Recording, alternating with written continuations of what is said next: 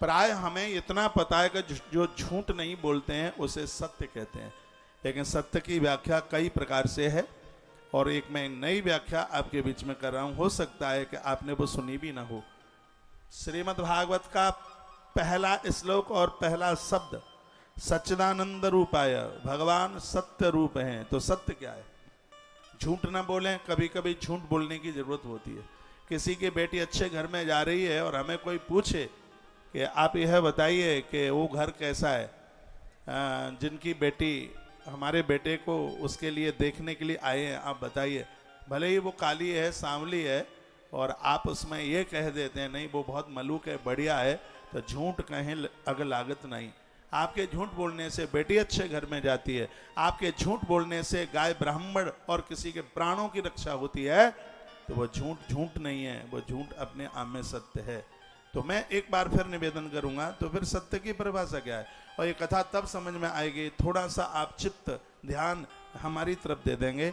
एक बार बोलिए श्री गणेशाय नमः। श्री गणेशाय नमः। द्वारा बोलिए श्री सरस्वती नमः। श्री सरस्वती। जब भी भागवत की कथा आरंभ की जाए तो ये 3 वाक्य बोलने होते हैं।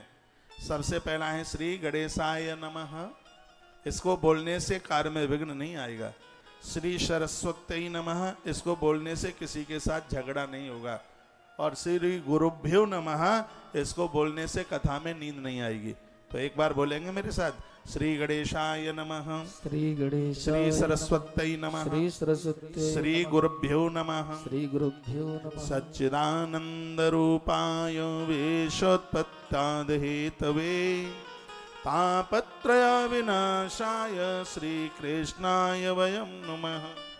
श्रीमद् भागवत का मंगलाचरण सत्य से आरंभ होता है। सत्य क्या है? सते हितम यस सत्य, सते हितम, इसका अर्थ है सभी का कल्याण करने की भावना को ही सत्य से जोड़ा गया है। हम सबके कल्याण के लिए जीवन जिए, हमसे किसी का अहित न हो, हम किसी का अनहित ना कर पाए, यही अपने आप में सत्य है। समझ रहे हैं आप? गोस्वामी जी ने इस ढंग से समझाया कि धर्म न दूसरी सत्य समाना। वो कहते हैं कि सत्य के समान कोई दूसरा धर्म नहीं हो सकता। सत्य परेशान हो सकता है, लेकिन सत्य अपने आप में कभी अपने आप में पराजित नहीं हो सकता। सत्य के भी अपने गुण हैं। क्या क्या है सुनिए। सत्य का क्या क्या गुण है? सत्य का पहला गुण है ईमानदारी। सत्य हमें ईमान सिखाता है। और दूसरा है सहिष्णुता, किसी को देख करके जलन नहीं है। तीसरा है उदारता और चौथा है भयहीनता। जिसके जीवन में ये सत्य है उनके जीवन में ये चीजें जरूर चल के आती हैं। कोई कहे कि वो व्यक्ति सत्यवादी है, तो कैसे परखा जाएगा सत्यवादी है? यदि वो सत्यवादी है तो उसके अंदर यदि सत्य आचरण करता है तो उसके अंदर इतनी चीजें जरूर होंगी। क्या होगा? सबसे पहली बात होगी उसके पास ईमानदारी होगी। यदि जिसके पास ईमान नहीं है वो लाखों लाखों बार कहे कि मैं सत्यधारी हूं, कभी नहीं हो सकता। सत्यवादी की पहली पहचान है ईमानदारी। मेरी तरफ आप ध्यान दीजिए। और ईमानदारी का अर्थ है 1000 मनकों की माला में एक हीरे की तरह दमकने के बराबर है। अपना ईमान मत बेचिएगा, अपना ईमान मत छोड़िएगा। और सत्य बात में इस गांव के इस पावन धरती से मैं निवेदन करना चाहूंगा, ये भागवत में इस बात का वर्णन है, जो सत्यता के साथ ईमान के साथ जीवन जीता है उसको लेने के लिए यम के दूत नहीं, उसको लेने के लिए गरुण देवता चल के आते हैं। भगवान नारायण का गरुण चल करके आता है। मैं इस भागवत के पहले श्लोक के पहले शब्द के ऊपर चर्चा कर रहा हूं, जो सत्य है। तो सत्य सत्य सत्य का मतलब जिसके पास 4 चीजें हों तो समझ लीजिए कि उसके पास सत्य है। पहला है ईमानदारी। सत्य होगा तो ईमानदारी स्वतः चल करके आएगी। और दूसरी बात है वो दूसरे को देख करके जलेगा नहीं, कोड़ेगा नहीं। नहीं तो व्यक्ति अपने दुख से परेशान नहीं, दूसरों के सुख से ज्यादा परेशान होता है। तो भागवत क्या कहती है? भागवत कहती है कि ईमानदार बनो। सिर्फ 4-5 घंटा कथा में बैठ के चले जाने से कोई मतलब नहीं है।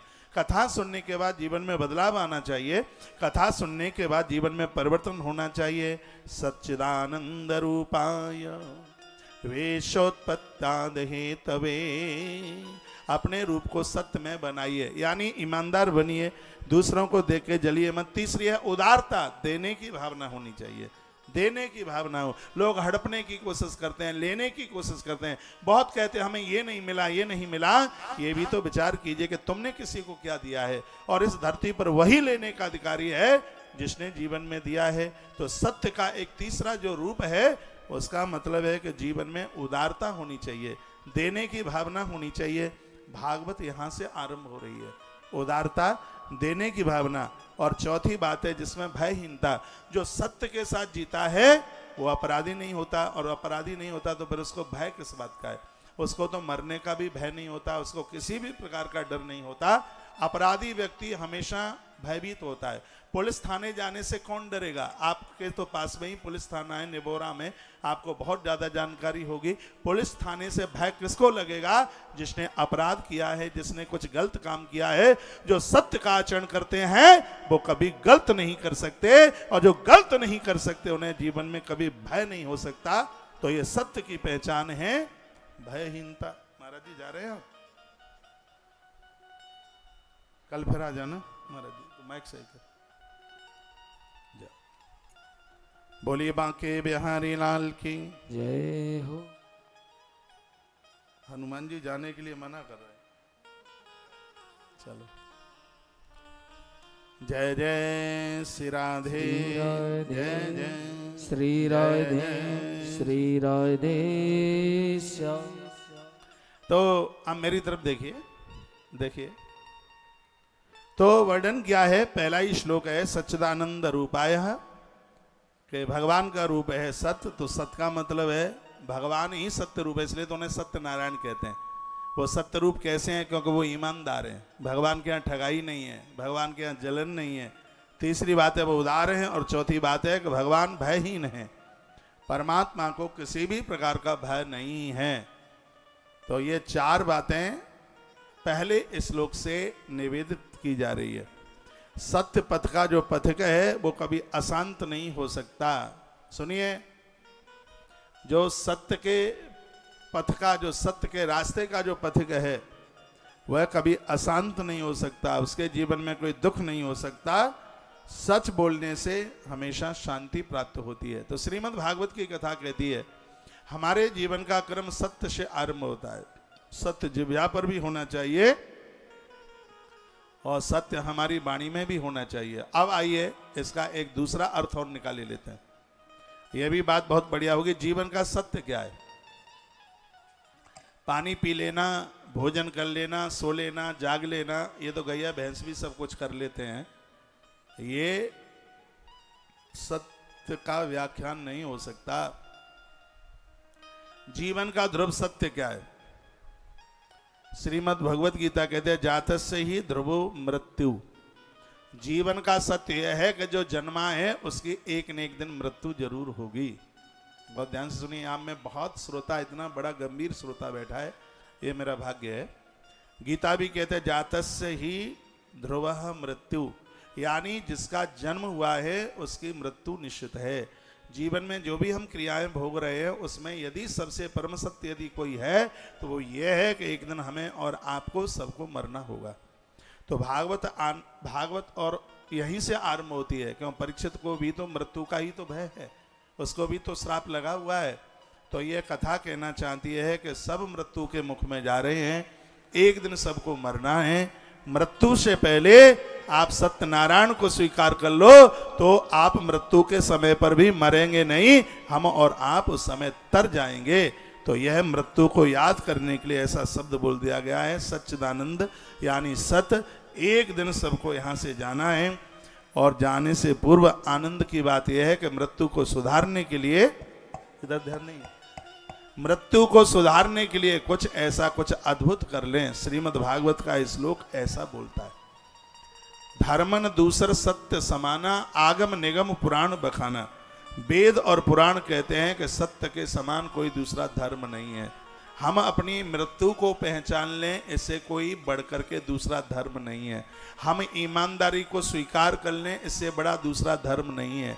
हम परहित परमार्थ को स्वीकार कर लें, इससे बड़ा दूसरा धर्म नहीं है। हम उदार बन जाएं, इससे बड़ा दूसरा धर्म नहीं है। और हम भयहीन हो जाएं, यानी हम अपराध न करें, इससे बड़ा जिंदगी में कोई दूसरा धर्म नहीं है। तो श्रीमद् भागवत हमें हमारे धर्म को परिपक्व करता है, हमें धार्मिक बनाता है और हमें पारमार्थिक बनाता है। तो पहला शब्द है सत्य और दूसरा है चित्त। चित्त के बारे में क्या कहा गया? कहा ज्ञानानु अनुभूति के साधन को चित्त कहते हैं। आपने भागवत की कथा में प्राय वक्ता लोग बोलते ही रहते हैं भगवान सत्य में, चित्त में भगवान और भगवान आनंद में है। तो ये भी तो पता होना चाहिए कि चित्त कहते किसको है। बस इतना तो कह दिया कि भगवान सत्य में, भगवान चित्त में और भगवान आनंद में है। तो ये भी तो पता होना चाहिए कि सत्य क्या है, ये भी पता होना चाहिए कि चित्त क्या है, और यह भी पता होना चाहिए कि आनंद क्या है। आइए थोड़ी सी उसी की व्याख्या करते हैं। ज्ञानान अनुभूति के साधन को चित्त कहते हैं, और चित्त 5 प्रकार का होता है। वेदांत बोलता है चित्त 5 तरह का होता है। सबसे पहला है क्षिप्त, दूसरा है मूढ़ा, और तीसरा है विक्षता, और चौथा है एकाग्रता, और 5वां है निरुद्धता। ये 5 हैं। क्षिप्ति कहते हैं विचलित होना, ये मन की क्रिया है, ये पांचों की पांचों। चित्त चेतना शब्द से चित्त बनता हुआ है, और चित्त के रूप है 5। सबसे पहला है क्षिप्त। क्षिप्त कहते हैं विचलित। ये पांचों क्रिया मन की हैं जो चित्त के ऊपर निर्भर हैं। बहुत ध्यान से सुनिए, समझदार श्रोता होगा वो मेरी इस थोड़ी कठिन भाषा को समझ पाएगा। चित्त में 5 चीजें होती हैं। सबसे पहले क्षिप्त, उसके बाद में है मूढ़ा, उसके बाद में विक्षिप्तता, और चौथे नंबर पर है एकाग्र चित्तता, और 5वें नंबर पर है निरुद्धता, निरुद्ध। अब इसको समझें, ये क्या? क्षिप्त कहते हैं विचलित। एक क्षण में देखते हैं कि मन इतना विचलित हो जाता है, लोग इतने दुखी हो जाते हैं एक क्षण में। कभी कभी तो उनको लगता है क्या जीवन जी रहे हैं, अब तो इतना परेशानी है, इतना कष्ट है, भगवान अब तो उठा ले तो ही ज़्यादा ठीक है। ये चित्त में जो पहली स्थिति बनती है उसको कहते हैं क्षिप्त, यानी विचलित होना। और लोग क्षण क्षण में विचलित होते हैं। बहुत ध्यान से सुनिए, बात गूढ़ है, वेदांत की है, और आप कोशिश करेंगे तो समझ में आ जाएगा। इसको इस तरीके से समझिए, जैसे आपने कोई कार्य करने के लिए बहुत संघर्ष किया, उसमें विघ्न बाधाएं इतनी चल करके आई हैं और आप उसमें बहुत ज़्यादा जल्दी विचलित हो गए हैं। ये चित्त की पहली क्रिया है जिसमें क्षिप्त यानी विचलित हो जाना। दूसरा है मूढ़ा, कार्य करने में सुस्तपन। मूढ़ा किसे कहते हैं? मूढ़। कहा गया कि ने कहा कि भैया मूर्ख वो मूर्ख नहीं है जो कपड़ा फाड़ देता है, सबसे बड़ा मूर्ख तो वो है जो मूढ़ बन करके जीता है। हमारे वेदांत में चित्त की दूसरी स्थिति का नाम है मूढ़ा।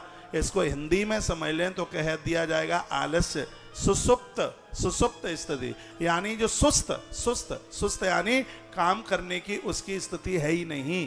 ये चित्त की दूसरी स्थिति है जिसको कहते हैं आलस्य, जिसे कहते हैं सुस्त यानी प्रमाद। तीसरा है विविष्टता, यानी इसका मतलब है कि अधिक केंद्रित ना होना। कभी मन आपका स्थिर हो जाता है और कभी आपका मन उच्चाटन की तरफ हो जाता है। ये इसकी तीसरी स्थिति है। बहुत लोग देखिए, अभी आप कथा में हैं तो कथा में सबका ध्यान एकाग्रचित्त सा हो रहा है, मन इकट्ठा सा हो रहा है। यहाँ से घर आप जाएंगे, आप पत्नी को बोल के आ गए हों या बेटे को बोल के आ गए हों कि 6 बजे गैया तो दिखी नहीं है मुझे, भैंसें ज़्यादा दिखी हैं, बोल के आ गए हों कि 6 बजे दूध निकालना है तो भैंस को सानी दे देना। लेकिन और वो है आपको वहाँ पर वो काम न मिला, तो यहाँ आपका मन कितना केंद्रित है, लेकिन वो आप जो करवाना चाहते हैं और वो नहीं हुआ तो एक ही मिनट में आप अकेंद्रित हो जाते हैं, आप विक्षिप्त हो जाते हैं। ये भी चित्त की ही तीसरी पोजीशन है। अब चौथे नंबर पर है जिसका नाम है एकाग्रता। एकाग्रता का मतलब है किसी कार्य को ध्यान पूर्वक करना, किसी भी कार्य को लगन पूर्वक करना, उसको एकाग्र चित्तता कहते हैं। लेकिन पांचवी का मतलब है निरुद्ध। ये महापुरुषों के पास होती है। संसार में मन जाता ही नहीं है, ना काउसों दोस्ती ना काउसों बैर। इसको ऐसे समझिए, कबीरा खड़ा बाजार में सबकी मांगे खैर, और ना काउसों दोस्ती ना काउसों बैर, ये स्थिति होती है। तो संत महापुरुषों के पास में चित्त की 5वीं पोजीशन होती है, जिसको कहते हैं निरोध, जिसमें मन संसार से बिल्कुल एकदम बाहर निकलता हुआ और उस जगह पर जाकर के खड़ा हो जाता है जहां मन कभी अपराध नहीं कर सकता, मन जहां कभी मलिन नहीं हो सकता। तो ऐसी स्थिति जिसके पास है उसको परमात्मा कहते हैं। परमात्मा के पास में वो चित्त है जहां पर ये मन की एकाग्र चित्ता भैया स्थित हो जाती है। एक बार जयकारा लगाइए, बोल भक्त वत्सल भगवान की जय हो। सच्चिदानंद रूपाय विश्वोत्पत्त्यादि हेतवे तापत्रय तीनों तापों को दूर करने वाला ऐसा प्रभु है, ऐसा परमात्मा है। कौन है? सच्चिदानंद रूप भगवान है। अब इसमें तीसरी बात कही है आनंद। आनंद और सुख ये दो शब्द है, बहुत ध्यान से आप सुनिएगा। सुख क्या है, आनंद क्या है? यहां ये नहीं कहा कि भगवान का रूप सुख है, यहां ये कहा है कि भगवान का स्वरूप आनंद है। तो यदि सुख नहीं कहा तो इसका मतलब है कि आनंद और सुख में कोई अंतर होगा। हाँ, अंतर है। जो बाहर से प्राप्त होता है, पंडित जी गड़बड़ मत करो, कथा सुनो। इधर देखिए, पहले श्लोक में तीसरा शब्द है आनंद। पहला है सत, दूसरा है चित और तीसरा है आनंद। तो आनंद क्या है? हमें जो बाहर से मिलता है उसे सुख कहते हैं, और हमें जो अंदर से मिलता है उसको आनंद कहते हैं। जो बाहर से मिलता है वो टिकाऊ नहीं है, वो मिटने वाला है। जो अंदर से मिलता है वो टिकाऊ है। अंदर से आत्माराम बैठा है, अंदर से प्रभु। आप जो भजन करते हैं, भजन से आपको जो रस प्राप्त होता है उसको आनंद कहते हैं। जो आपको बाहर से सम्मान मिलता है, बाहर से आदर मिलता है, ये सुख है। यानी सीधी सी बात है, जो हमें बाहर से मिला है, जो बाहरी वस्तुआं हैं, ये सब सुख देने वाली हैं, मिटने वाली हैं। मकान है, दुकान है, खाने पीने की जो ये सब चीज़ें, ये सब बाहर से आनंद नहीं है, ये सुख है। फिर आनंद क्या है? आप भगवान का भजन करते हैं, भगवान का कीर्तन करते हैं, भगवान का स्मरण करते हैं, आप अपने आप में संतुष्ट हैं। जो ये अंदर से एक आह्लाद प्रकट होता है, उसी को हम आनंद के नाम से जानते हैं। भागवत जैसी पवित्र कथा को आप सुनेंगे तो इससे सुख भले ही न मिले, लेकिन इससे आनंद जरूर मिलेगा। इससे आनंद की अनुभूति होगी। माइक मेरे फेवर में नहीं है, ऐसा न कर भाई। बोलिए बांके बिहारी लाल की जय। तो कितना सुंदर कहा गया कि आनंद और सुख में क्या अंतर है। यानी सुख सदैव दूसरों के ऊपर निर्भर है, और आनंद हमसे अपने से प्रकट होता है। आपको पत्नी से मिलता है, भाइयों से मिलता है, मम्मी पापा से मिलता है, परिवार से मिलता है, रिश्तेदारों से मिलता है, उसको सुख कहते हैं। और आपको भगवान से मिलता है, गुरुजनों से मिलता है, सत्संग से मिलता है, भगवान के मंदिर से मिलता है, और जप करने से मिलता है, उसको कहते हैं आनंद। और ऐसा आनंद का अनुभव करने वाला व्यक्ति इस कलयुग में जिंदगी जीने पर भी उसको सतयुग का अनुभव होता है। यानी जिसने तमोगुण को जीत लिया है वो आनंद की स्थिति है, जिसने रजोगुण को जीत लिया है वो आनंद की अनुभूति है, और जिसने सतोगुण को भी जीत लिया है वो आनंद की अनुभूति है। नहीं आई बात समझ में? मैं ये कह रहा हूँ, ना रजोगुण बढ़िया है ना तमोगुण बढ़िया है। आप कहोगे तो फिर कौन सा गुण बढ़िया है? सतोगुण। हाँ, सतोगुण तब बढ़िया जब उसमें अभिमान ना हो, जब उसमें अहंकार न हो। क्योंकि जब सतोगुण की वृद्धि होती है तो अभिमान बहुत जल्दी आ जाता है, और अभिमान व्यक्ति को खत्म कर देता है। सतोगुण यानी अहंकार ऐसा, देखिए मंदिर बनवाया लेकिन उसमें अभिमान आ गया। काय बात का आया जी, हमने मंदिर बनवाया है। कोई पूछ नहीं रहा है तो भी कहते हैं भाई हमने मंदिर बनवाया है। कोई पूछ नहीं रहा है तो भी कहते हैं भाई हमने भंडारा किया है। कोई पूछता नहीं है तो भी कहते हैं मैं इतना जप करने के बाद तो पानी पीता हूँ, जब तक मेरी 20 माला नहीं हो जाती तब तक भाई साहब पानी की बूंद मेरे अंदर नहीं जाती। तो इस सतगुण का अहंकार है, ये बड़ा खतरनाक है। नहीं आई बात समझ में? रामायण का थोड़ा सा सहारा ले लें। श्री हनुमान जी महाराज लंका के ले जाते हैं। हनुमान जी 100 योजन का सागर पार कर रहे हैं। 100 योजन का क्यों है वो? 100 योजन का इसलिए है क्योंकि व्यक्ति की उम्र कलकाल में 100 योजन की है, यानी 100 वर्ष की है। जब एक जीव 100 उम्र को 100 वर्ष की आयु को पार करता है तो उसके जीवन में 3 स्त्रियां चल के आती हैं। हनुमान जी के भी जीवन में आई। सबसे पहले आई है सुरसा, उसके बाद में आई है सिंह का, और उसके बाद में चल के आई है लंकिनी। बस ये तीन वही हैं जो जो चित्त की तीन गुणवत्ता है। एक है सतोगुण, एक है रजोगुण और एक है तमोगुण। जो सुरसा आई है वो सतोगुण है, सिंह का आई है वो रजोगुण है, और जो लंकिनी है वो तमोगुण है। क्योंकि लंकिनी बाहर रात्रि में है और ये तमोगुण अज्ञान का ही प्रतीक है। तमोगुण में अंधेरा होता है। क्रोध करने वाले व्यक्ति अंधे हो जाते हैं दिन में, कामी लोग अंधे हो जाते हैं, उनको दिखाई नहीं देता। इसलिए लंकिनी दिन में नहीं मिली है, लंकिनी रात में मिली है हनुमान जी को। यानी तमोगुण की वृत्ति बिल्कुल अज्ञान के रूप में है। तो ना तो ये देखिए तमोगुण ठीक है, भक्ति माता के पास हनुमान जी जाएंगे तो हनुमान जी को तीनों गुण जीतने पड़ेंगे। उन्होंने, हनुमान जी ने सुरसा को भी जीता। आपका ध्यान मेरी तरफ नहीं है। कथा लीलावती कलावती की नहीं है, कथा भगवान की है, भागवत की कथा है। और भागवत की कथा को सुनने समझने के लिए बहुत ज्यादा मन चित्त इसमें लगाना पड़ेगा। कीर्तन करके भूसा बिकाए मोई लाए दो लटकन, इससे कथा पूरी नहीं होगी। कथा कथा के सिद्धांत के ऊपर चलेगी तो ही इसमें आनंद आएगा। आपका ध्यान इधर हो तो लंकिनी यानी तमोगुण हनुमान जी ने उसको जीता। सिंह का कहाँ रहती है? ये जल के अंदर रहती है। सिंह का क्या है? सिंह का रजोगुण, रजोगुण हमेशा अंदर होता है। ईर्षा रजोगुण हमेशा अंदर। और ये एक बात और देखिए, ये सिंह का जो पानी के अंदर रहती है, जो जल के अंदर जो सिंह का रहती है, बगल वालों से इसको कोई मतलब नहीं है। जो ऊपर उड़ रहे हैं उनकी परछाई पकड़ करके घसीटती है। यही रजोगुण का प्रभाव है। जो लोग रजोगुण की स्थिति में जीते हैं वो अपने अगल बगल वालों से बड़ा द्वेष करते हैं, बड़ा ईर्षा करते हैं। इससे ज़्यादा ज़मीन मेरे पास में हो, इससे ज़्यादा प्रॉपर्टी मेरे पास में हो, इससे बढ़िया मकान मेरे पास में हो, इससे बढ़िया दुकान मेरी पास में हो, और इससे ज़्यादा हमारे लल्लू के विवाह में पैसा इससे ज़्यादा मिलना चाहिए। और ये लोग पूरा जीवन इसी धुनाबुनी में रहते हैं। ना उन्हें से कोई भजन से मतलब है, ना उन्हें कोई मंदिर से मतलब है, बस इसी कंपटीशन में रहते हैं। बस यही जलन होगी इनके पास में, ये इतना ऐसा क्यों है, ये मेरे पास में क्यों नहीं है, मेरा बच्चा इससे कमजोर क्यों है, मैं इससे कमजोर कैसे रह। ये सब रजोगुण की प्रवृत्ति है।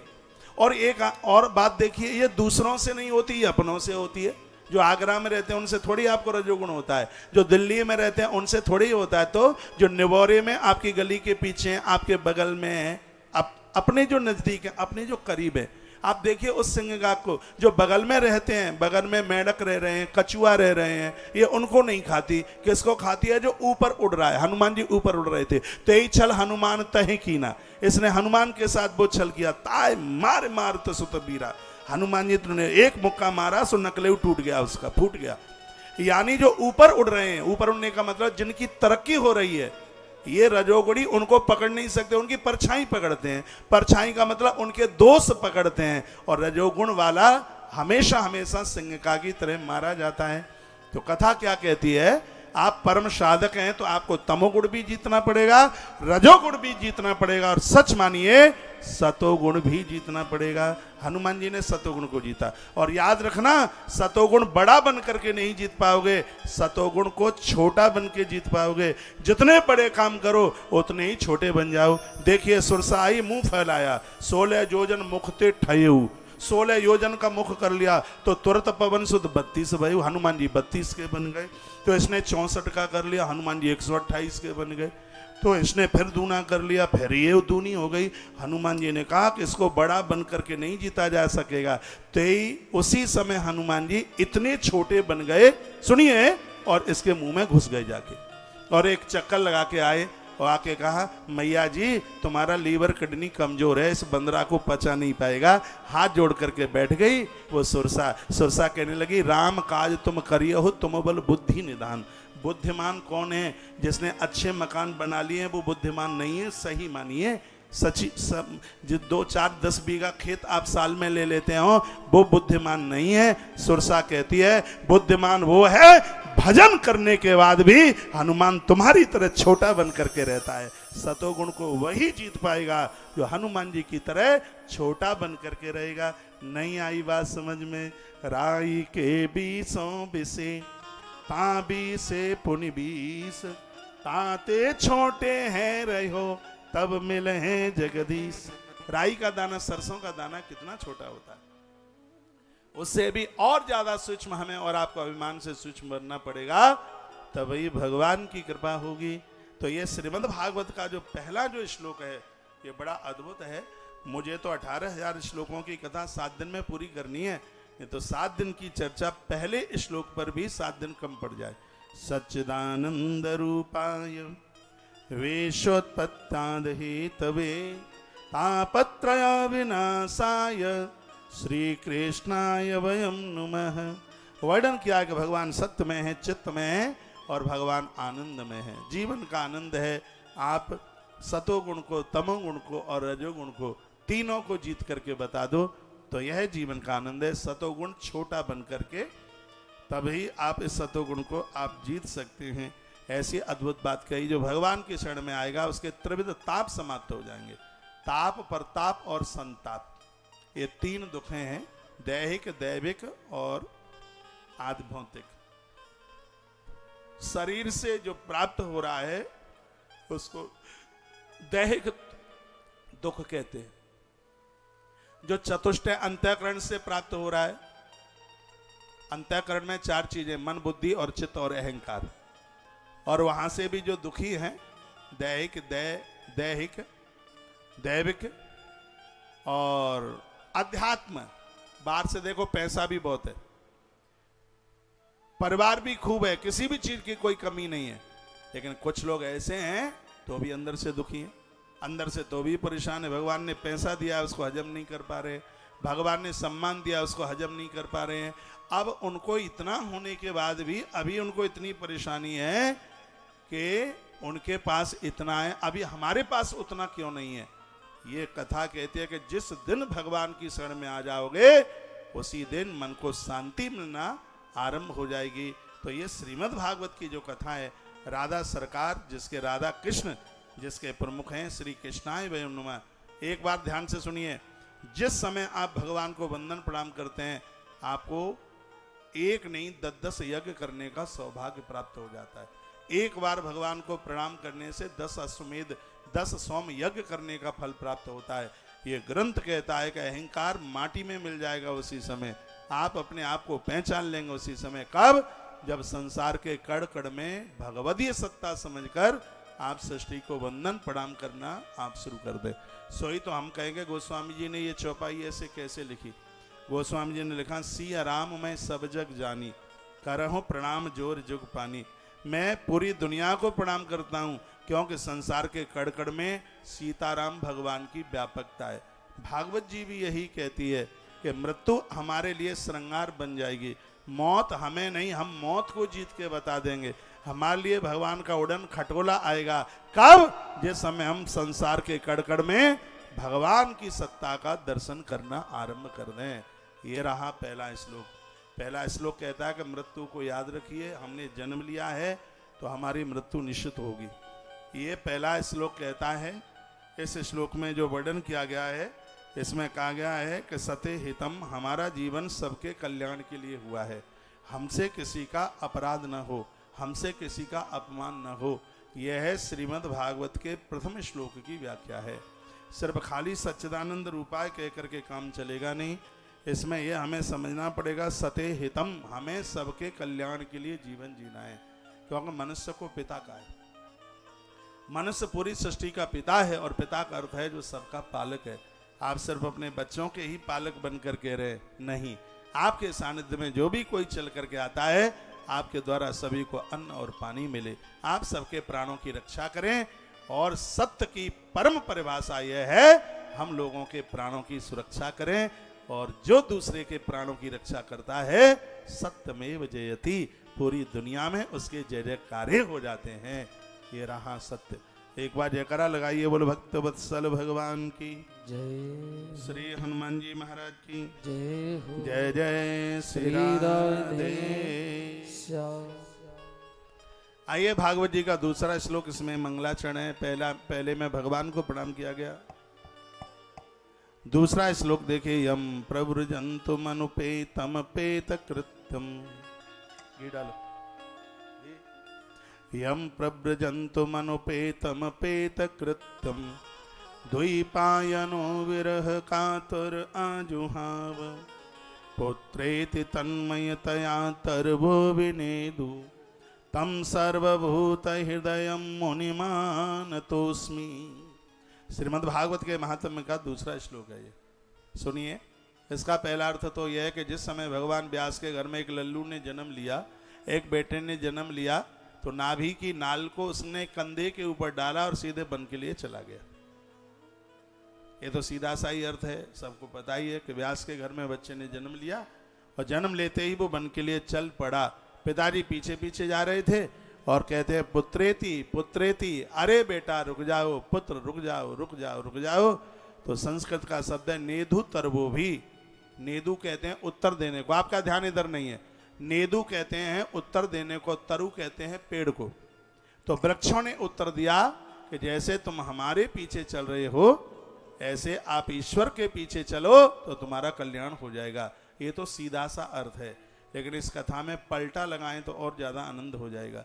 कथा पलटे के बिना मलूक नहीं लगेगी। पलटा जानते हैं, माताएं रवा का सूजी का हलवा बनाती हैं और उसमें करछली यूं चलती रहती है। करछली ना चले तो हलवा कढ़ाई में लग जाएगा और कसीला हो जाएगा, कड़वाहट वाला क्या जल जाएगा, उसका स्वाद समाप्त हो जाएगा। जैसे हलवा बनाते समय कढ़ाई में करछली चलाना ज़्यादा जरूरी है, उसी प्रकार से कथा सुनाते सुनाते बीच में पलटा लगाना बहुत ज़्यादा जरूरी है। कबीर साहब ने लिखा था, पानी में मीन प्यासी मुझ सुन सुन आवे हंसी। अरे भैया मछली पानी में रहती है और तो भी वो प्यासी की प्यासी है, मुझे अचम्मा होता है। तो किसी ने कबीर साहब को पूछा कि वो पानी पी क्यों नहीं लेती जब पानी में ही रहती है। तो कबीर साहब ने कहा कि उसको पानी पीने वाला जो यंत्र है वो पीठ के पीछे लगाए। जब तक मछली पानी में पलटा नहीं लगाती तब तक वह पानी नहीं पी पाती, और श्रोता भी जब तक कथा में पलटा नहीं लगा पाता तब तक कथा का रस उसके अंदर भरा नहीं जाता। इसलिए कथा के बीच में जब मैं कुछ पलटा की बात कहूँ, ताली तो ऐसी मरी मराई बजाई है आपने कि पंदे दिनाते कछु खायो पियो ही ना है।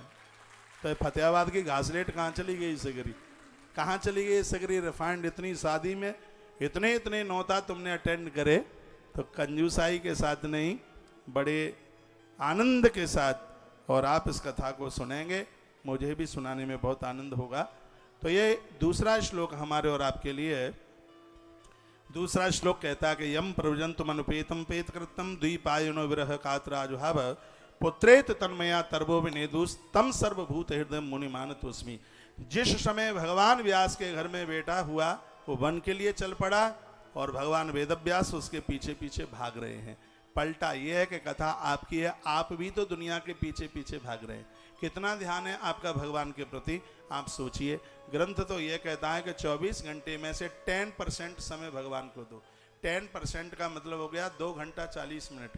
इतना समय तो उन लोगों को देना है जिनके पास बिल्कुल भी टाइम नहीं है, बिल्कुल भी समय नहीं है। लगभग 2.25 घंटा, 2 घंटा 40 मिनट, लगभग 3 घंटे के बराबर। अरे दुनियादारी के लिए 21 घंटा कम नहीं है। ये संसार 21 घंटे में भी प्रसन्न नहीं होता है तो ये कभी प्रसन्न होने वाला नहीं है। ईश्वर आपसे सिर्फ 3 घंटा, 2.25 घंटा आपसे मांग रहा है, तो इतना समय तो आप जरूर दीजिए। यदि हम इतना नहीं देते हैं तो हम बेईमान हैं। व्यास पुत्र के पीछे भाग रहे हैं, ये दुनिया के लोग भी अपने परिवार गृहस्थी के पीछे पीछे भाग रहे हैं। तो पेड़ों ने जवाब दिया कि तुम जैसे बेटे के पीछे भाग रहे हो ऐसे ईश्वर के पास भागो, उसके पीछे भागो तो तुम्हारा कल्याण हो जाएगा। भागवत जी भी कहती है जैसे आप संसार के पीछे 2400 घंटे दौड़ रहे हो, इसमें से कुछ दौड़ भगवान के पीछे हो जाएगी तो हमारा और आपका कल्याण हो जाएगा। तो ये दूसरा जो स्कंद है, जो दूसरा श्लोक है महात्म्य का, ये हमारे कल्याण की बात कहता है। ये कहता है कि महापुरुषों का संग करो, सुखदेव जैसे गुरुओं का साथ करो। गुरु का अर्थ जानते हैं आप, मैं आपको निवेदन कराए देता हूँ। जो शिष्यों का गौरव बढ़ाए उसे गुरु कहते हैं। जो चेलों की नाक कटा दे वो गुरु नहीं है, कलंकी है महाराज, कलंकी। गुरु का मतलब है जो शिष्यों का गौरव बढ़ा दे। और शिष्य कौन है? जो गुरुदेव के अनुशासन में रहे। ये हमारे ग्रंथों में वर्णन है और आप पहली बार सुनेंगे, सुन लीजिएगा। आपने तो शिष्य का मतलब यही समझ लिया है कि कान में फूंका मरवा लो, बस कान में फूंक मार दी उन्होंने, मंत्र सुना दिया, अब तो हमारा मन है जप लें तो ठीक है, नहीं जपें तो ठीक है। नहीं, जो गुरु के अनुशासन में रहता है उसे शिष्य कहते हैं और जो शिष्यों का गौरव बढ़ा देता है उसको गुरु कहते हैं। तो सुखदेव जैसे महापुरुषों का संग हमें और आपको मिल जाए तो इसमें हमारे जीवन का कल्याण हो जाएगा। महापुरुषों का संग मन छोड़िए, साधु संग साधु संग रमिए। महापुरुषों का साथ कीजिए, और महापुरुष भी ऐसे होवे जिनको कभी क्रोध नहीं आता है, जिनके अंदर काम नहीं है, जिनके अंदर लोभ नहीं है।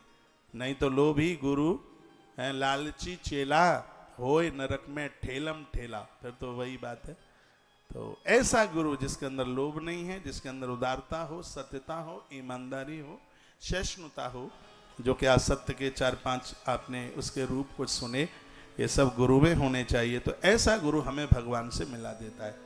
संसार से घायल परीक्षित गुरु की शरण में जाता है, तभी तो भागवत जैसे महान ग्रंथ के द्वारा उसका कल्याण होता है। एक बार मैं फिर निवेदन करूंगा, ये कथा परीक्षित के लिए नहीं है। परीक्षित तो सुन के मर के चला गया ऊपर, उसका तो उद्धार आत्मकल्याण हो गया, उसकी तो छुट्टी हो गई। सच यही है, ये कथा हमारे और आपके लिए है। भागवत क्यों सुनते हैं कि परीक्षित का इस भागवत ने ऐसे कल्याण किया, कैसे जो सुखदेव मुनि ने कहा था ऐसा करो ऐसा करो ऐसा करो ऐसा करो, इसमें कल्याण हो जाएगा। अब हमें क्या क्या करना है ये सिद्धांत भागवत दे रही है। तो इसका प्रथम सिद्धांत है, जैसे तुम दुनिया के पीछे भाग रहे हो, ऐसे कहीं आप भगवान के पीछे भी चलना आप शुरू कर दे, उसी दिन हमारा और आपका आत्म कल्याण हो जाएगा। कल्याण का मतलब ये नहीं कि मरने के बाद कोई आलीशान कमरा मिल जाए। कल्याण का मतलब है कि संसार में रहते हुए संसार का कोई भी दुख आपको विक्षेप नहीं कर पाता, कोई भी ये दुख आपको हिला नहीं पाता। और ये धरती पर रहते हुए हम ऐसे काम ना करें जो करने के लायक नहीं है, और हम ऐसे कर्म करते रहें जो करने के लायक हैं। ये सब कल्याण की ही भाषा में आता है। तो एक बार हाथ जोड़कर सुखदेव मुनि को प्रणाम कीजिए, कहिए कि यम प्रव्रजंतुम अनुपेतम अपेत कृत्यम द्वैपायनो विरह कातर आजुहाव पुत्रेति तन्मयतया तरवो विनेदु तम सर्वभूत हृदय मुनिमान तोस्मि। जो सभी प्राणियों में जो समाहित हैं, ऐसे भगवान सुखदेव मुनि को हम और आप वंदन करते हैं, प्रणाम करते हैं। 2 श्लोकों में मंगलाचरण किया गया। कोई भी कार्य हम करें स्तुति से करते हैं, भगवान का आवाहन करने से करते हैं, तो उस कार्य में किसी भी प्रकार का अमंगल नहीं होता। आइए अब ये कथा 2 श्लोक बोल के मंगलाचरण। अब ये कथा नेमिसारण तीर्थ से हो रही है। नेमिष कहाँ है? लखनऊ से 78 किलोमीटर दूर है, 80 किलोमीटर होगा, 78 होगा। और माता धेनुमती का किनारा है, और ये वही जगह है जहाँ पर मनु जी महाराज ने 23,000 वर्ष तक तपस्या करी। ये वही स्थान है, हमारी भाषा में उसको नीमसार कहते हैं। और यहाँ इस जगह पर सिद्धि मिल जाती है। जिनका भजन में मन नहीं लगता, वो 10-5 दिन एक बार नीमसार रह करके आ जाए। पूरी दुनिया की इकलौती जगह ऐसी है नीमसार, नेमिसारण्य, जहाँ 18 पुराणों की कथा हुई है। ऐसी जगह है जहाँ पर उप पुराणों की कथा कही गई है। पूरी दुनिया में सबसे पहले सत्यनारायण भगवान की कथा नीमसार में हुई। आप पूरी दुनिया के तीर्थ करके आ जाना, यदि आप नेमिसारण्य नहीं गए तो यात्रा बिल्कुल अधूरी है। तो मैं कहूंगा नीमसार ऐसा तीर्थ है जहां साधक को सिद्धि मिल जाती है। नहीं आई बात समझ में, प्रमाण रामायण का देखिएगा। तीर्थ बर नेमिष विख्याता, तीर्थ बर नेमिष विख्याता। गोस्वामी जी ने इतने आनंद के साथ में चौपाई को लिखा है, तीर्थ बर नेमिष विख्याता। बर माने श्रेष्ठ। वर्तमान समय में यदि कोई श्रेष्ठ तीर्थ है वो नेमिसारण्य। कैसे श्रेष्ठ है? अति पुनीत, बहुत तो पवित्र है, साधक सिद्धिदाता, साधक को सिद्धि देने वाला है। आनंद की बात है कि श्रीमद् भागवत का महात्म्य नेमिसारण्य से आरंभ हो रहा है। 88,000 महात्मा बैठे हुए थे और बस मन में ये विचार कर रहे थे कि भगवान की कोई कथा सुनने को मिल जाती। जैसे आपने भी सोचा ही होगा, तभी तो कथा चल के आ गई है कि कोई कथा सुनने को मिल जाती, भगवान के चरित्र सुनने के लिए मिल जाते।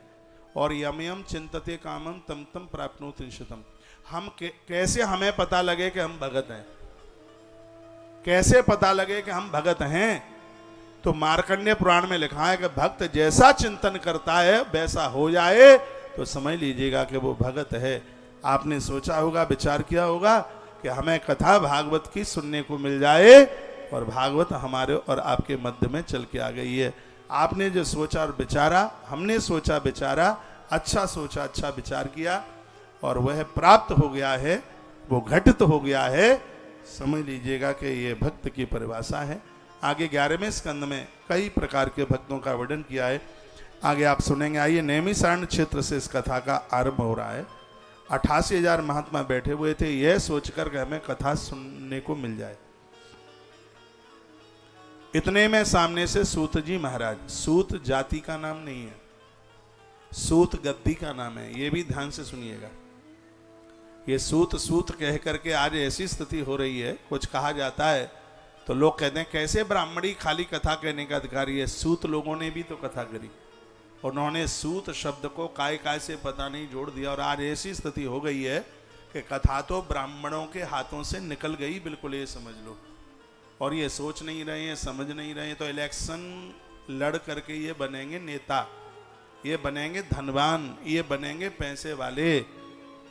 जो ब्राह्मण सबके पाम छूले, पामों में गिर पड़े स्वार्थी, वो ब्राह्मण नहीं है, नकली है, नकली, 1 नंबर 100% नकली है वो ब्राह्मण। अरे उसका ब्रह्मत्व तो जिंदा बना होना चाहिए। ब्राह्मण जिस शब्द से विष्णु बना है, उसी शब्द से ब्राह्मण बना है। विष्णु ऊपर के लोगों का नायक है और ब्राह्मण इस धरती के लोक का नायक है।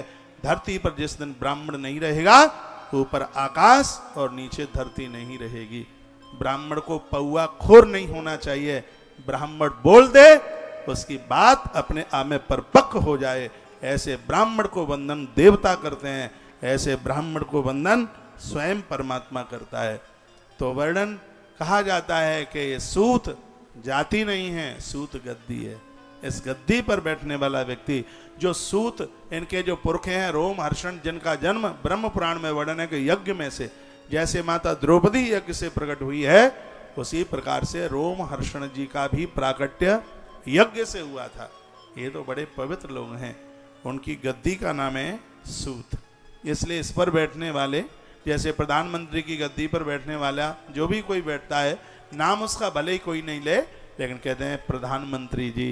राष्ट्रपति की गद्दी पर कोई बैठता है, राष्ट्रपति जी, भले ही उनका नाम ना पता हो। अब इनका नाम मैं आपको बता देता हूं, नाम है इनका उग्रश्रवा। ये सूत इनका नाम नहीं है, नाम तो उग्रश्रवा है, सूत गद्दी का नाम है।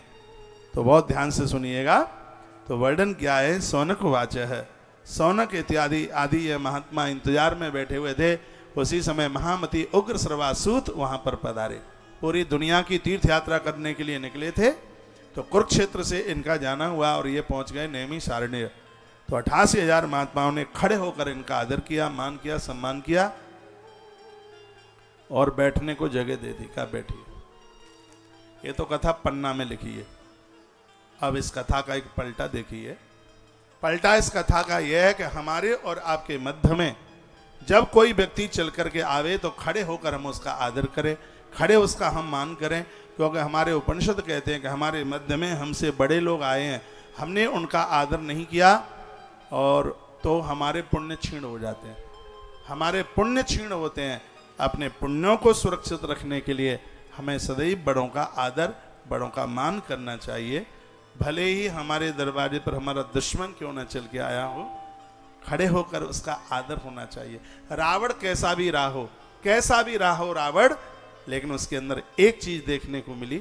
जब राम जी एक बहुत बड़ा यज्ञ कराने के लिए जा रहे थे, तो यज्ञ में यज्ञाचार बनाने के लिए, ये कथा आपको टाइम हो तो मैं 1 मिनट में कथा सुना दूं। वैसे मैं ज्यादा रामायण की कथा आपको सुनाऊंगा नहीं तो आप ये कह देंगे आए थे भागवत की कथा करने के लिए और बस राम कथा के पन्ने गा करके चले गए। और मैं ऐसा करूंगा नहीं, इसलिए भी नहीं करूंगा। आप में बहुत श्रोता तो ऐसे हैं जो आयोजक परिवार के माध्यम से आए हैं, और कुछ लोग ऐसे आए हैं कि वो कोई कथा छोड़ते ही नहीं है, और कुछ लोग आप में श्रोता ऐसे हैं जो हमारे नाम से भी आए हैं कि वृंदावन से वो कथा करने के लिए आ रहे हैं, तो हमें कथा सुनने के लिए जरूर जाना है। 3 तरह के यहाँ श्रोता बैठे हैं।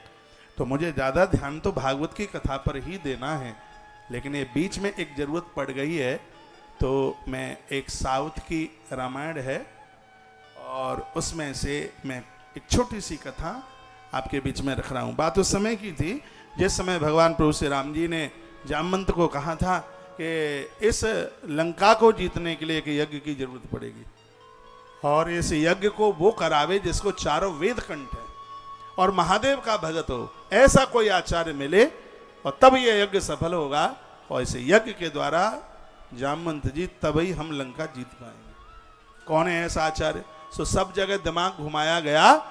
वेदाता ब्रह्मा का जो शिष्य है जामवंत कहने लगे, वो एक ही दिखाई देता है वर्तमान समय में जिसको चारों वेद कंठ हैं, वो एक है और महादेव का भगत भी है, लेकिन वो तुम्हारा यज्ञ नहीं कराएगा। राम जी ने कहा क्यों नहीं कराएगा?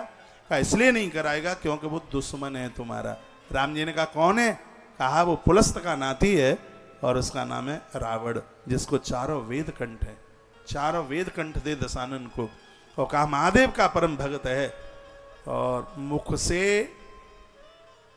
मंत्र तब ही शुद्ध निकल सकता है तब महादेव की कृपा हो, और अशुद्ध संस्कृत बोलना ये वक्ता और जजमान दोनों का पनिया ढार कर देता है। इसलिए दक्षिणा भले ही थोड़ी ज्यादा चली जाए, पंडित तो योग्य ही होना चाहिए, पढ़ा लिखा हुआ होना चाहिए, उसको संस्कृत और व्याकरण का ज्ञान होना चाहिए। तो रावण चारों वेद उसको कंठ है और भगवान का परम भगत है महादेव का। तो प्रभु श्री राम जी ने कहा कि शायद वो हमारा नौता स्वीकार कर ले, एक बार चले जाओ नौता देने के लिए। नौता देने में लगता भी क्या है, चले जाइए। तो जामवंत जी नौता देने के लिए गए, लंका पहुंचे, सुबह का समय था। सूचना रावण के पास पहुंची और कहा कि ऐसे ऐसे उस तपस्वी का कोई दूत आपसे मिलना चाहता है। रावण ने कहा बड़े सम्मान के साथ लेके आइए। जामवंत जी का भारी आदर हुआ, उनको लेकर के जाया गया और रावण ने खड़े होकर सम्मान किया, स्वागत किया, बैठने को जगह दी। कहा बोलिए कैसे आना हुआ है? जामवंत जी ने कहा कि हमारे प्रभु एक यज्ञ करने के लिए जा रहे हैं और वो उस यज्ञ में आपको नौता देने के लिए, दिग्विजय यज्ञ करने के लिए जा रहे हैं और उसमें वो आपको नौता देना चाहते हैं, आप उनके यज्ञाचार्य बने। रावण आधे मिनट के लिए तो सोचने लगा। रावण ने कहा दिग्विजय में क्या वो लंका जीतने के लिए यज्ञ करने को जा रहे हैं? रावण ने कहा जामवंत तो झूठ बोलते नहीं है। जामवंत ने कहा हाँ बिल्कुल ऐसा ही है, क्या उस दिग्विजय यज्ञ के लिए तुम नौता स्वीकार करोगे? रावण ने कहा तपस्वी से कह देना मैंने उनका निमंत्रण स्वीकार कर लिया है, मैं यज्ञ भी कराऊंगा और लंका जीतने का आशीर्वाद भी दूंगा। रावण कहता है कि आचार्य यदि जजमान को आशीर्वाद न दे तो आचार्य का पतन हो जाता है। जामवंत जी खुश हो गए, नाचने लगे, कहने लगे तो इसके लिए जरा आप बता दीजिए कि हमें सामग्री क्या तैयार करनी है, क्या क्या व्यवस्था करनी है। तो रावण ने एक बड़ी अद्भुत बात कह दी। सुनिए, इधर देखिए, वो टीवी में क्या आ रहा है, छोड़िए आप मेरी तरफ देखें। रावण ने एक बड़ी मलूक बात कही। रावण कहता है कि जब जजमान सामग्री इकट्ठी करने में असमर्थ हो तो आचार्य का ही ये धर्म है कि सामग्री की व्यवस्था आचार्य ही करे। अब मेरा जजमान तो बन बन भटक रहा है, बेचारे के पास है क्या? थैली भी नहीं है, कपड़ा कुर्ता नहीं है कि जिसमें जेब भी हो, उनके पास है क्या? इसलिए मैं सामान की भी व्यवस्था खुद ही करके लाऊंगा, सामग्री भी मैं खुद ही लेकर के आऊंगा।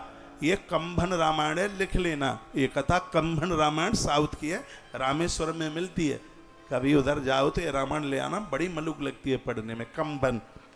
तो उसने कहा सब सामग्री मैं ले आऊंगा। तो फिर जजमान को क्या करना है? कब वो नहा धो करके तैयार रहे और मुहूर्त कल सुबह 5 बजे का, ये 5 बजे तो पहुंच जाऊंगा मैं यज्ञ कराने के लिए। जामवंत प्रसन्न होके गए, राम जी को पूरी सूचना दी। इधर रावण माता जानकी के पास पहुंचा, बस 1 मिनट और आपकी ले रहा हूं। रावण माता जानकी के पास पहुंचा और जाकर के कहने लगा देवी तुम्हारे पति एक दिग्विजय यज्ञ कर रहे हैं लंका जीतने के लिए, और उसमें उन्होंने आचार्य पद के लिए मुझे न्योता दिया है और निमंत्रण मैंने स्वीकार कर लिया है, मैं यज्ञ कराने के लिए जा रहा हूं। इतना शब्द सुना, महात्मा कंभ ने लिखा है माता जानकी ने खड़े होकर रावण को प्रणाम किया था। तब दशानन क्या बोला? दशानन कहता है कि पति के साथ यज्ञ में भागीदारी बनना ये पत्नी का परम धर्म है। भले ही लोग मुझे राक्षस समझते हैं, मैं तुम्हारा धर्म नहीं बिगाड़ूंगा। आप मेरे साथ इस रथ में बैठिए और मैं तुम्हें स्वतंत्र तब तक कर रहा हूं जब तक यज्ञ की पूर्णाहुति ना हो जाए। जैसे ही यज्ञ की पूर्णाहुति हो जाएगी तो इसी रथ में बैठकर तुम्हें लंका आना होगा।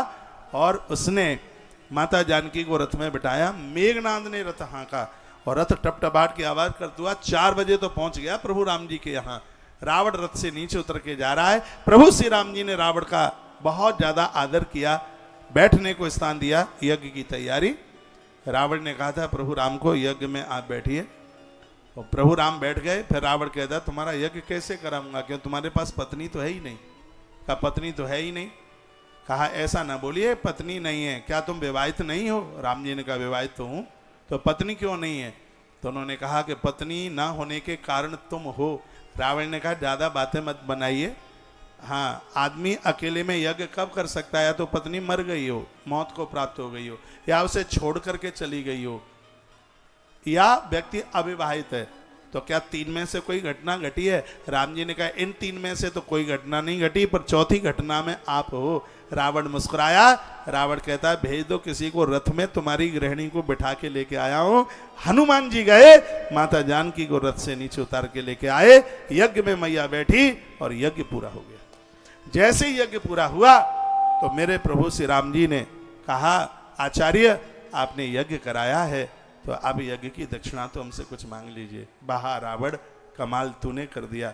उसकी आंख में आंसू आ गए, वो रो पड़ा और कहने लगा हे देव, मेरी मौत आपके हाथ से लिखी है और मैं उस अपनी मृत्यु को स्वीकार भी करता हूं और लंका जीतने का तुम्हें आशीर्वाद भी देता हूं पुलस्त का नाती, 4 वेद मैंने पढ़े, ब्रह्मा का भगत, भगवान महादेव की कृपा मेरे ऊपर है। मुझे मारने में आपको बहुत कुछ लगेगा, ऐसे ही नहीं तो मुझे मार डालोगे, फिर भी लंका को आप जीतें, ये मेरा आशीर्वाद आपके लिए है। भगवान की आंख में आंसू आ गए, प्रभु रो पड़े और कहने लगे लंकेश हमसे दक्षिणा तो ले लो। रावण रो पड़ा। रावण ने कहा भगवान दक्षिणा तो मैंने बहुत ली है, बस अब मेरी दक्षिणा। 2 लोगों ने बड़ी अद्भुत दक्षिणा मांगी, एक रहा केवट और एक रहा रावण। केवट ने दक्षिणा में मांगा आप मेरी घाट पर आए हैं, नाव में बिठाकर मैंने आपको पार उतार दिया इस नदी से। जब मैं अपने पुरखों के सहित भव सागर के घाट पर आपके घाट पर आऊं तो लेखा जोखा मत देखना, पार उतार ही देना। फिर तीवार मोह जो देवा सो प्रसाद में ईश्वर धरु लेवा। एक तो केवट बड़ा होशियार निकला, रावण ने कमाल कर दिया। दशानन की आंख में आंसू थे। रावण ने कहा प्रभु यज्ञ मैंने कराया, आशीर्वाद दे दिया, और मैंने जो यज्ञ कराए होंगे कभी मेरे यज्ञ के परिणाम कभी थोते नहीं निकले। इसमें भी आप लंका को पक्का जीतोगे। अब आप दक्षिणा ही देना चाहते हो तो बस नाथ, दक्षिणा मेरी इतनी सी है, जिस समय मेरी मृत्यु होगी मैं नीचे पड़ा हुआ हूँगा, मेरी श्वास निकलने से पहले हे राम एक बार आप मुझे दर्शन दे देना, मेरा जीवन सफल हो जाएगा, मेरा जीवन कृतकृत हो जाएगा। तो उस समय राम जी ने एक बात कही थी। राम जी ने कहा तुम तो उसी समय तर गए जिस समय जामवंत को देखकर तुमने अपनी जगह स्थान छोड़कर तुमने उनका आदर किया। राम कहते हैं जो आने वाले अतिथि को देखकर अपना स्थान छोड़ देते हैं, राम उनको मुक्त कर देता है, राम उनको अपना धाम दे देता है। अब वहीं आ जाइए, कहाँ कथा चल रही है। सूत जी महाराज आए, सौनक ऋषियों ने खड़े होकर के स्वागत किया, खड़े होकर के सम्मान किया। आने वाले लोगों को देखकर आप उनका खड़े होकर आदर करते हैं, सम्मान करते हैं, इससे पुण्य बढ़ते हैं। और यदि उन्हें देख करके आपने उनका आदर नहीं किया तो आने वाला व्यक्ति हमारे पुण्यों को लेकर के चला जाता है। पंचो ये बताओ बात समझ में आ रही है कि हम ऐसे ही यूं ही लगे हैं जबरदस्ती से। राम जी ने कितनी अच्छी बात कही थी, तुमने जामवंत का खड़े होकर के सम्मान किया है, तुम्हारे पुण्य बढ़े हैं। तो ये भागवत भी कहती है आपके यहाँ जो भी कोई चल करके आता है उसको देख करके